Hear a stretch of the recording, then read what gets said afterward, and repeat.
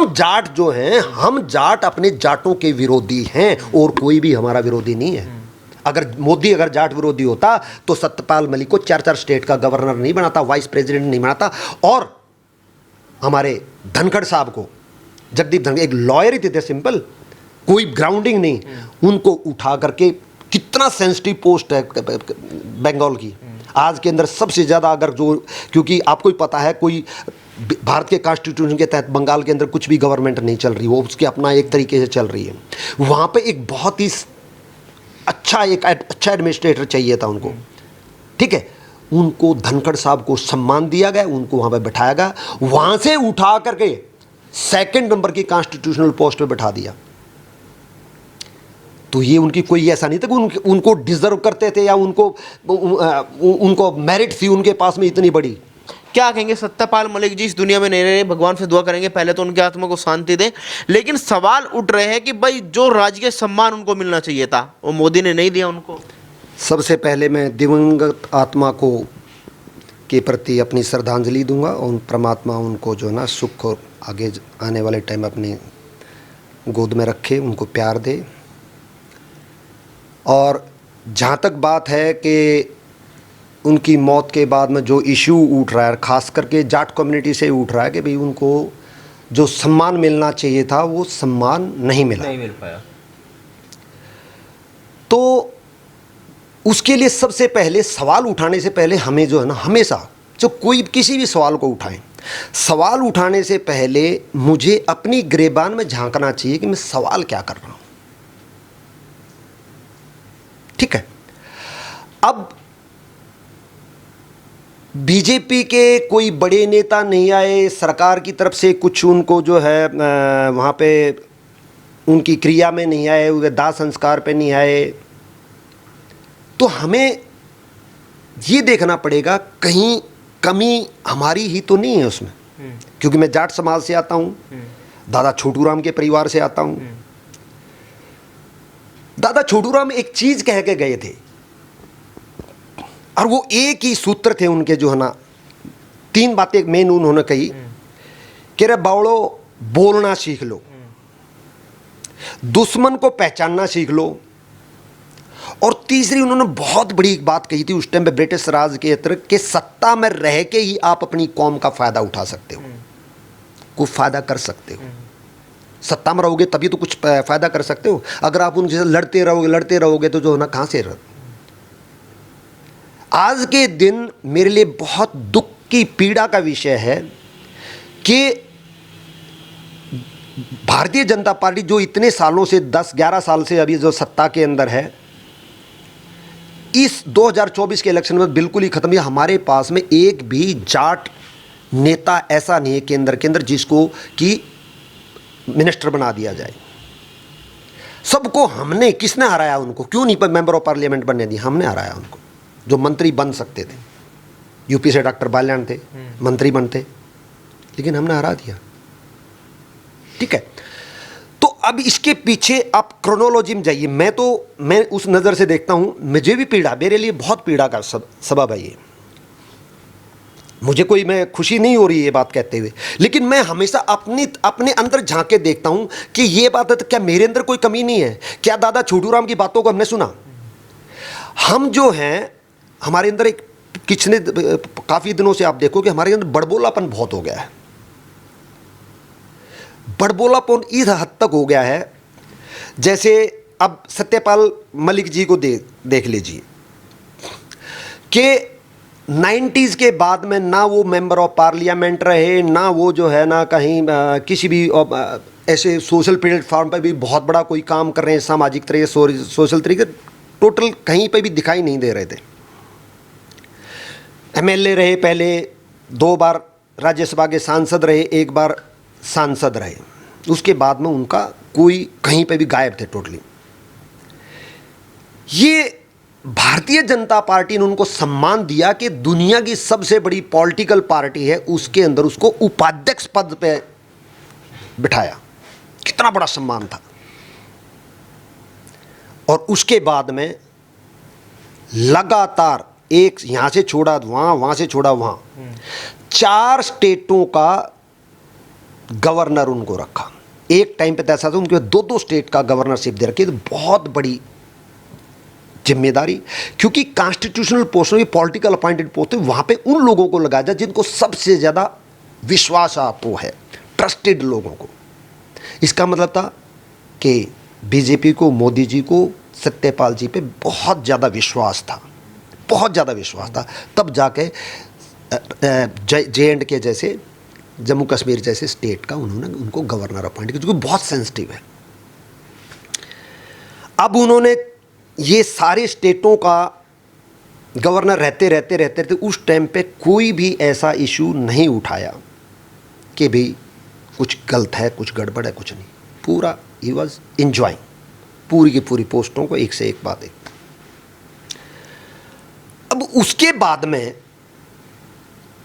जब उनको further governorship नहीं दी गई, और सुनने में तो ये भी आया है कि वो वाइस प्रेसिडेंट धनखड़ के बजाय वाइस प्रेसिडेंट बनना चाहते थे, जो कि उनको डिनाई कर दिया गया। तो यहां पे आकर के वो एकदम से उन्होंने यू टर्न लिया। उसके बाद में किसानों के साथ में जहां जहां इन्होंने मेरे करप्शन मैंने को उठाया, ये सारे मुद्दे उसके बाद में। जब तक ये गवर्नर रहे, हम तब तो कहते कि उन्होंने बहुत बड़ा त्याग किया, सेक्रीफाइस किया, कहता मैं इस्तीफा जेब में लेकर घूमता था। तो भैया, अगर आपको गवर्नरशिप होते हुए वहाँ पर अगर जम्मू एंड कश्मीर में ही अगर आपको लग रहा था करप्शन है ये, और उन्होंने जो स्टेटमेंट दी बाद में, स्टेटमेंट भी किसको दी इन्होंने, अपना इंटरव्यू जो दिया, पॉडकास्ट जो दिया, सबसे पहले दिया ना वायर चैनल पे, करण थापर, जो कि अल्ट्रा कम्युनिस्ट है। दूसरा इन्होंने इंटरव्यू दिया इसी पॉइंट के ऊपर कपिल सिब्बल को। आपको पता कपिल सिब्बल क्या है, कभी भी किसी भी देशभक्त आदमी के, किसी देशभक्ति के इशू के साथ में नहीं खड़ा मिलेगा, हमेशा एंटी नेशनल लोगों के साथ में वो रिप्रेजेंट करते हैं। तीसरा इन्होंने दिया राहुल गांधी की जिंदगी में, और पहला पॉडकास्ट है वो राहुल गांधी को इन्होंने पॉडकास्ट दिया, जिस आदमी ने तेरे को इतना टॉप में बैठाया। चलो इंटरव्यू दो, कोई दिक्कत नहीं, पर उसके कंटेंट्स क्या है फिर, जो अपेरेंटली करण थापर के वायर के उनके इंटरव्यू को आप पढ़ना। मैं कुछ एक भी चीज इधर से उधर नहीं करूंगा, मैं तो आपको ये बता रहा हूं जो कि ये कोई भी चीज मैंने अभी तक ऐसे नहीं बोली है जो कि सब नहीं जानते हैं। मैं तो उनकी क्रोनोलॉजी को इंटरकनेक्ट कर रहा हूं। इन्होंने बाद में क्या कहा जब गवर्नरशिप से हट गए, कि पुलवामा अटैक जब हुआ तो मैंने मोदी को फोन किया, उसका फोन वो रीचेबल नहीं, तो शूटिंग कर रहे थे। बड़े ही सार्केस्टिक वे से, जो है ना, बड़े ही व्यंग्यात्मक तरीके से उन्होंने ये कहा, भैया क्या ये बात आपकी सच है? अपने आप, अब जो भी सुन रहा है देख रहा है वो एनालिस्ट करो। एक देश का प्रधानमंत्री, 140 करोड़ देश का, इतने बड़े राष्ट्र का प्रधानमंत्री जिसके हाथ में न्यूक्लियर बटन है, क्या वो आउट ऑफ कम्युनिकेशन हो सकता है? आंसर नहीं हो सकता। तो ये बात उनकी झूठ है कि कम्युनिकेशन में नहीं हुआ, कि फ़ोन नहीं गया। और फ़ोन मोदी नहीं उठाते, उसके पूरा स्टाफ है उनके पास, पूरा जहाँ भी जाते हैं पूरा उनका ऑफिस चलता है, साथ में जो ना PMO चलता है। फिर उनकी सबसे बड़ा शौक मुझे उस टाइम पे लगा जब उन्होंने कहा कि 4:30 बजे मोदी का मेरे पास फोन आया एक ढाबे से। हैं? अरे एक प्रधानमंत्री ढाबे पे जाके फोन करेगा? कैसी बातें कर रहे हैं यार, आपका कुछ गड़बड़ हो गया क्या दिमाग का? फिर उसके बाद में कहा, अब जी मैंने फिर मोदी का फोन आया तो मोदी को बताया कि मैंने जो है ना ये पुलवामा में अटैक हो गया, ये हमारी गलती से हुआ। और उसने कहा कि आप चुप रहना। क्या बात है?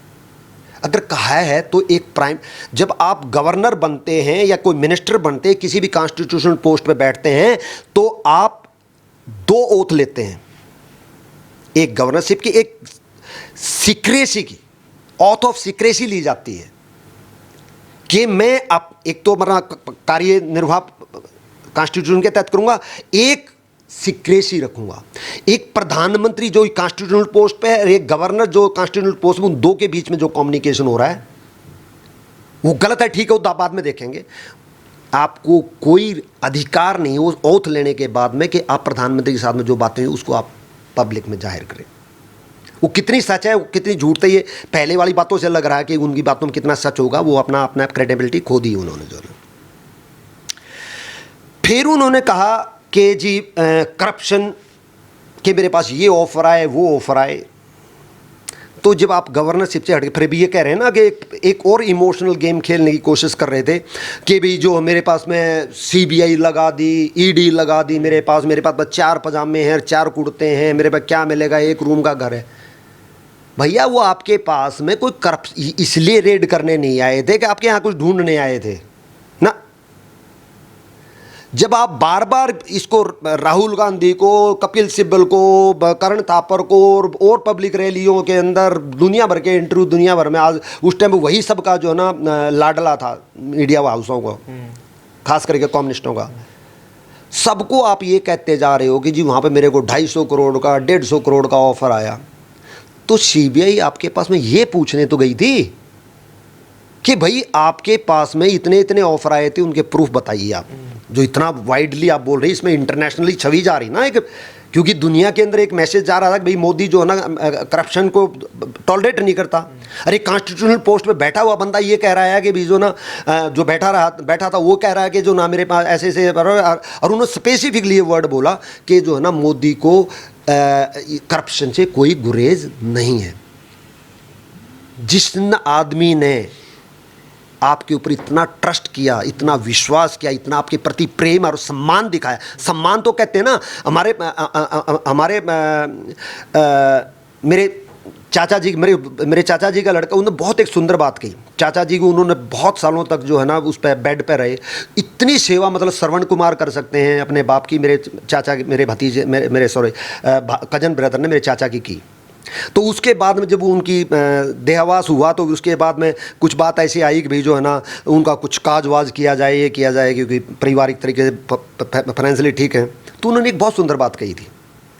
बोलता भाई मैंने ज़िंदगी में अपने बाप को जो मैं दे सकता था मैंने दिया, अब उसके बाद में क्या मतलब बनता है, ये मेरे को अंदर तक गए। वो यहाँ पर रेलिवेंट है कि जब सत्यपाल जी अपने जीवन में थे, जो 20-25 साल से बिल्कुल अज्ञातवास में थे, कोई नहीं पूछता था उनको, उठा करके वाइस प्रेसिडेंट बीजेपी का बनाया गया, हिंदुस्तान वर्ल्ड की सबसे बड़ी पॉलिटिकल पार्टी का, और 4 स्टेटों का गवर्नर, एक टाइम पे 2-2 स्टेटों का गवर्नर बनाते हुए जीवन काल में आपको इतना सम्मान दिया।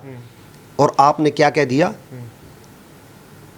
आपने जो पाकिस्तान की स्टेटमेंट थी कि पुलवामा जो ना इंडिया का अपना ही करवाया हुआ है, आपने क्या कह दिया कि मोदी ने सरकार लेकिन करवाया। मरने के बाद तो सम्मान देना चाहिए था। लोग कह रहे हैं कि मुलायम सिंह यादव से तो बुरे नहीं थे। एक मिनट उन्होंने क्या कहा कि ये मोदी ने करवाया। तो जो पाकिस्तान जो बोल रहा है वहां पे आपकी स्टेटमेंटें पढ़ी जा रही हैं, वहाँ की पार्लियामेंट के अंदर, कि वहाँ का गवर्नर बोल रहा है कि इंडिया ने करवाया है। इंटरनेशनल उसके अंदर प्लेटफॉर्म की हमारी छवि क्या होगी कि हम खुद ही हम वर्ल्ड के अंदर फिर हम क्या जाके बोलेंगे कि पाकिस्तान टेररिज्म फैला रहा है, पाकिस्तान टेररिज्म फैला रहा है।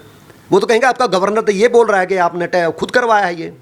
और एक चीज़ और आपको याद होगा कि 2024 के जो जनरल इलेक्शन थे उससे 1 साल पहले इस आदमी ने कहना शुरू कर दिया था कि देखना कि 2024 के जनरल इलेक्शन पर, वैसे तो इलेक्शन हार रहा है मोदी, लेकिन 2024 के इलेक्शन से पहले पुलवामा जैसा एक और अटैक ये करवाएगा। कितनी बार बोला, सबने मेरे ख्याल में सुना होगा आपने, जग जा ही रहे वो। मैं एक भी चीज़ अपने पास से नहीं बोल रहा हूँ। क्या ये देश के हक में है? तो जितने घाव आप कर रहे हैं, बोए पेड़ बबूल के तो आम कहाँ से खाए, ये मैंने नहीं कहावत की। अरे ये कहावतें ऐसे नहीं बन जाती, सदियों सदियों से एक्सपीरियंस के बेस पर कोई कहावत बनती है। अगर आप बबूल के पेड़ बोओगे, बीज बोओगे, तो भैया आम नहीं लगेंगे। और ये हमारी जो ये एक्सपेक्ट कर रहे हैं, जो भी आदमी स्टेटमेंट दे रहा है कि सम्मान नहीं दिया, सबसे पहले अपनी गिरेबान में झांके। और ये मेरे लिए बहुत पीड़ा का सबब है कि हमारा जो बड़बोलापन जो है ना, उसके कारण से हमारी कम्युनिटी में आगे, अब उसमें और एक दुर्भाग्य एपिसोड भी और नया हो गया कि धनखड़ साहब कितने सालों से कुछ ना एमएलए थे ना एमपी थे, एक सिंपल एक वकील थे। कोई उनकी राजस्थान के अंदर फॉलोअप नहीं, जाट समाज में कोई इतनी पैठ भी नहीं थी। लेकिन इसलिए कि जाट समाज को जो कोई रिप्रेजेंटेशन, क्योंकि हम तो एमपी तो किसी अच्छे नेता को तो जीत के भेजते नहीं ऊपर। हरियाणा में कहते हैं Jat chief minister, Jat chief minister, भैया कैप्टन अभिमन्यु एक डिजर्विंग कैंडिडेट था, आपने उसको लगातार पेल दिया, घर तक उनका जला दिया गया था। हाँ, उसका घर जला दिया था और उसको लगातार आपने हरा दिया। ओपी धनखड़ जो बीजेपी का प्रधान था हरियाणा से, जो बन सकता था, उसको हरा दिया। आप एमएलए एमपी तो आप जिता नहीं रहे, उनको तो बीजेपी वालों को हरा रहे हो, और फिर काउंट करते हैं कि हमारे सेंटर में या उधर विधानसभा के अंदर हमारे मिनिस्टर कितने हैं। फिर बोला जाता है कि बीजेपी जाट विरोधी पार्टी है। दैट्स वाई, वही तो मैं कह रहा हूं, हम जाट जो हैं, हम जाट अपने जाटों के विरोधी हैं और कोई भी हमारा विरोधी नहीं है। अगर मोदी अगर जाट विरोधी होता तो सत्यपाल मलिक को 4-4 स्टेट का गवर्नर नहीं बनाता, वाइस प्रेसिडेंट नहीं बनाता, और हमारे धनखड़ साहब को, जगदीप धनखड़ एक लॉयर ही थे, सिंपल, कोई ग्राउंडिंग नहीं, उनको उठा करके, कितना सेंसिटिव पोस्ट है बंगाल की आज के अंदर सबसे ज़्यादा, अगर जो, क्योंकि आपको ही पता है, कोई भारत के कॉन्स्टिट्यूशन के तहत बंगाल के अंदर कुछ भी गवर्नमेंट नहीं चल रही, वो उसके अपना एक तरीके से चल रही है। वहाँ पे एक बहुत ही अच्छा एडमिनिस्ट्रेटर चाहिए था उनको, ठीक है, उनको धनखड़ साहब को सम्मान दिया गया, उनको वहाँ पे बैठाया गया, वहाँ से उठा करके 2nd नंबर की कॉन्स्टिट्यूशनल पोस्ट पे बैठा दिया। तो ये उनकी कोई ऐसा नहीं था कि उनको डिजर्व करते थे या उनको मेरिट थी उनके पास में इतनी बड़ी कि वो अपने लेवल वाइस प्रेसिडेंट। ये तो बीजेपी का कैंडिडेट था, सूर्य एनडीए, सारे के सारे एनडीए वाले। कहने का मतलब है कि वो मोदी विरोधी हो गए थे, इसलिए वो सम्मान नहीं मिला। एक मिनट, वहीं पे आ रहा हूं मैं पूरा। अब धनखड़ साहब ने क्या किया, ये बहुत बड़ी पीड़ा का सबब है मेरे लिए, बहुत पीड़ा का सबब है। वहां पे बैठाने के बाद में आप सरेआम एक कनक्लेव के अंदर, बड़े ऑडिटोरियम के अंदर, शिवराज जी चौहान, कृषि मंत्री भारत सरकार, जो स्टेज पे बैठे हुए हैं, वहां पे भाषण देते देते आप एक तरफ उनकी तरफ मुड़ते हैं और क्या कहते हैं कि कृषि मंत्री जी, मैं भारत की कॉन्स्टिट्यूशनल 2nd नंबर की पोस्ट पे हूं। क्या कहना चाह रहा है वो कि मोदी तू मेरे से नीचे, मैं दूसरे प्रधानमंत्री, और मैं, और फिर राष्ट्रपति, और फिर उसके बाद मैं। वहां पे एक हिट मारा, चलो वो कॉन्स्टिट्यूशनल, लेकिन ऐसा बोलने की क्या जरूरत, सब जानते हैं दूसरी पोस्ट पे हूं मैं। आप मुझे अभी जवाब दीजिए कि मेरा किसान आंदोलित क्यों है। क्या उनको कोई प्रॉमिस किया गया था? प्रॉमिस किया गया तो पूरे क्यों नहीं किए? अभी जवाब दीजिए। ये कॉन्स्टिट्यूशन पे बैठे हुए आदमी की शोभा नहीं देता। अगर आप कॉन्स्टिट्यूशन पोस्ट बैठे, वो और वो ऐसा कोई छोटा मोटा आदमी नहीं है, उसकी एक इज्जत है। 4 बार का सीएम मध्य प्रदेश जैसे इतने बड़े स्टेट के, और स्टेट पे ये नहीं कि किसी की मेहरबानी से सीएम थे। पिछले जो इलेक्शन थे स्वीप किए इन्होंने लीडरशिप में, सिर्फ अकेले उस बंदे की लीडरशिप में। तो उनका अपना एक डेमोक्रेसी के अंदर जो धरातल लेवल के ऊपर वो उस आदमी का इतना वजूद था मध्य प्रदेश में, लोग रोए थे जब उनको सीएम नहीं बनाया गया था। तो देखा था ना, तो इतना वो लोग प्रेम करते, इसका मतलब उस बंदे में कुछ है ना।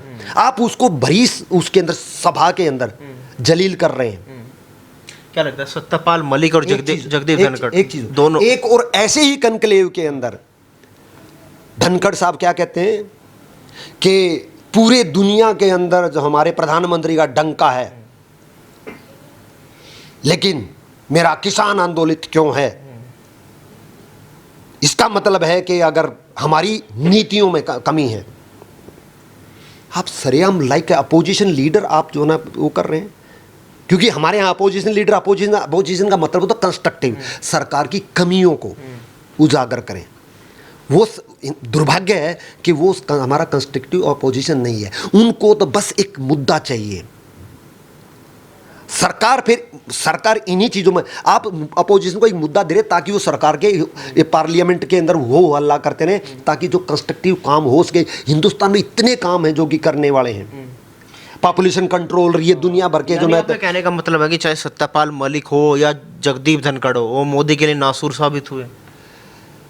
नासूर नहीं कहूँगा मैं, ये मेरे लिए एक बहुत पीड़ा और दुर्भाग्य का टाइम है। मैं ये कह रहा हूँ मेरी कौम से कि मेरा हाथ जोड़ कर रिक्वेस्ट कर रहा हूँ कि अपने अंदर झांक के देखो कि हम कर क्या रहे हैं। दादा छोटू राम की वो बात याद करो कि रे बोलना सीख ले, कोई ऐसी भाषा मत बोलो कि जो अगले के अंदर तक चुभ जाए, अगले को पीड़ा कर दे। ऐसी कोई भाषा मत बोलो जो कि देश के विरोध में यूज हो जाए, ठीक है। और यहाँ तक भी बात सुनने को मिली है कि जो केजरीवाल तो धुर विरोधी है, मोदी का क्या लैंग्वेज यूज करता है, उस आदमी उसने टाइम नहीं मांगा, वाइस प्रेसिडेंट उसको बुला रहा, भाई वो एमएलए है, एमपी है, किस लिए बुलाया उसको, उसके अगले दिन बाद इस्तीफा हो गया। अभी यहाँ तक बात सुनने में आई है, ऑथेंटिक नहीं है, कि उसने धनखड़ ने उसको कहा है कि आप चंद्रबाबू नायडू से कांटेक्ट कीजिए अगर आपको हिलाना है तो यहाँ से। यही बात, ये तो धमुआ सांप है केजरीवाल, तो इसने ये बात इवन जो है ना बीजेपी को लीक की है कि मेरे को ये हुआ। तो एक आदमी जो सरकार को, जिस आदमी ने तुम्हें जो ना इतनी दुनिया में जब तक ये हिंदुस्तान रहेगा तब तक नाम रहेगा कि भाई कोई ऐसा जगदीप धनखड़ नाम का कोई इंसान जो है वाइस प्रेसिडेंट हिंदुस्तान का रहा है। नया घर, प्रधानमंत्री मोदी उसी पुराने घर में है, लेकिन इनको जो है जो नया अभी पार्लियामेंट बनी उसके साथ में जो नया घर बना है वाइस प्रेसिडेंट, उनको वो घर दिया गया था। एक आखिरी सवाल, अब लगातार एक खबर चल रही, तो ये जो सम्मान जो दिया था, आप कैसे कह सकते हो कि जाटों के खिलाफ है? तो जाटों को सम्मान, भरपूर सम्मान दिया, भरपूर प्यार दिया है, लेकिन अब हमें देखना है कि हमने क्या दिया वापस में। और एक चीज और, एक कहावत है, respect is to be earned not to be claimed. इज्जत कमाई जाती है, इज्जत मांगी नहीं जाती। लेकिन जो मैं माहौल देख रहा हूं हमारी कम्युनिटी के अंदर, वो इज्जत मांग रहे हैं कि हमें इज्जत दो, इज्जत दो, इज्जत दो, इज्जत दो। इज्जत भीख में नहीं मिलती है। आप इज्जत कमाओगे तो आपको मुंह खोलने की जरूरत नहीं, मुझे ये नहीं मिला, मुझे वो नहीं मिला। आपको जो मिलेगा वो दिल में जगह कर जाते हो, फिर आप लोग दौड़े चले आएंगे आपके पास। 15 दिन से जगदीप धनखड़ जी कहाँ है? लगातार अभी ये खबर सोशल मीडिया पे चल रही है। तो मेरे को जहाँ तक कह लूँ, उनको आत्मगलानी हुई है कि मैंने बहुत बड़ी गलती कर दी है, बहुत बड़ी गलती कर दी। मेरा ये अनुमान है, मुझे नहीं पता क्या है, पर जिस हिसाब से वो चुप हैं, इमोशनल तो हैं, थोड़े सेंटीमेंट हैं वो आदमी, लेकिन उन्होंने जो जिस हिसाब से जो व्यवहार किया, वो एक मैच्योर्ड आदमी का ना सत्यपाल जी ने जो मैच्योर्ड स्टेटमेंट दी हैं, और ना ही जो है ना धनखड़ साहब ने। तो मुझे तो बल्कि अब मैं ये भी नहीं क्लेम कर सकता कि भी जाट कम्युनिटी को रिप्रेजेंटेशन दिया जाए। किस बिना पे कहूँगा मैं? जिसको दिया उसको आपने जो ने ये कर दिया। इवन यही नहीं, मैं गारंटी से तो कल को सपोज करके कांग्रेस पार्टी भी अगर जो ना सत्ता में आ जाती है तो वो भी किसी भी जाट को जो ना, जो ये हालात हमने किए हैं, खुद किए हैं, ये हमारे किए हुए हैं, कि वो कोई भी आपको सेंसिटिव पोस्ट नहीं। अब ये देखो चौधरी वीरेंद्र सिंह को, चौधरी वीरेंद्र सिंह पूरी जिंदगी भर बूढ़े हो गए थे, कभी भी केंद्र में मंत्री नहीं बने। एक बार तो ऐसा हुआ था, सोनिया गांधी ने उनको अपॉइंट किया था और अगले दिन ओथी जींद से ट्रैली भर के लड्डुओं की भी आ गई थी, और वो बढ़िया कुर्ता पहनकर निशुभ है पार्लियामेंट के लिए निकल ही रहे थे, तभी फोन आ गया, घंटी बजी कि रहने दो, आपका ड्रॉप कर दिया गया। याद होगा ये, मैं तो अपने पास से नहीं कर रहा, ये तो सब कुछ कितना बड़ा धक्का लगा था। दादा छोटू राम का नाती, जो दादा छोटू राम का खून जिस आदमी में है, जो सबसे बड़े मसीहा आज तक हिंदुस्तान के अंदर जो पॉलिटिकल में, महाराजा सूरजमल वगैरह वो दूसरी लाइन थी, अभी जो इसमें थे, दादा छोटू राम के बाद में अगर टॉपेस्ट टालेस्ट अगर कोई लीडर था तो दादा छोटू राम था, जिसने अपनी कौम के लिए इतना काम किया है। उसके बाद चौधरी चरण सिंह थे। उसके बाद में कोई नेता ऐसा नहीं हुआ जिसको हम ये कह सकेगा। तो जो वीरेंद्र सिंह ने क्या किया, चौधरी शिवरेंद्र सिंह को बीजेपी ज्वाइन करवाया, बीजेपी ज्वाइन करते ही उसको मंत्री बनाया गया, केंद्र का मंत्री। पहली बार जो उन्हें कभी सारी जिंदगी कांग्रेस में बिताने के बाद में उनके बेटे को मेंबर ऑफ पार्लियामेंट बनाया, उनकी वाइफ को जो एमएलए बनाया। इतना देने के बाद क्या दिया उन्होंने वापस मोदी को, कि वापस फिर कांग्रेस में, उसी कांग्रेस में चले गए जहां से तो तुम्हें थूकते थी कांग्रेस। सोनिया गांधी ने तुम्हारे को जो है ना घर से कपड़े पहन के लड्डू पर तुम्हारी ट्रॉली भरी पड़ी, तब वापस तुम्हारी सीट खींच ली विद नो रीजन, किसी कारण से नहीं। बेटे को मेंबर ऑफ पार्लियामेंट बना दिया, वो कर दिया। उसके बाद में कहते हैं कि किसानों के रास्ते में कांटे दबो रहे, कांटे दबो रहे। कैसी बात है। तो क्यों हमारे को, मेरा सवाल है, ये पीड़ा के साथ कह रहा हूं, क्यों बीजेपी किसी भी जाट को जो है एक सेंसिटिव पोस्ट पे है उस बैठाए? और मैं गारंटी के साथ कहता हूं किसी भी पोस्ट पे इवन कोई भी दूसरी सरकार आ जाएगी नहीं बैठाएगी। किस कारण से? सिर्फ हमारी इस इमेच्योर हरकतों के कारण से। तो हमें एक अपील है मेरी अपनी जाट कौम से, मैं पीड़ा के साथ कह रहा हूं, मैं कोई किसी का वो नहीं है, कि हमारे को अंदर अपने अंदर झांकना होगा, अपने आप में सुधार लाना पड़ेगा, और जितने भी खूटा ठोक हमारी कम्युनिटी में उनको चिन्हित करना होगा।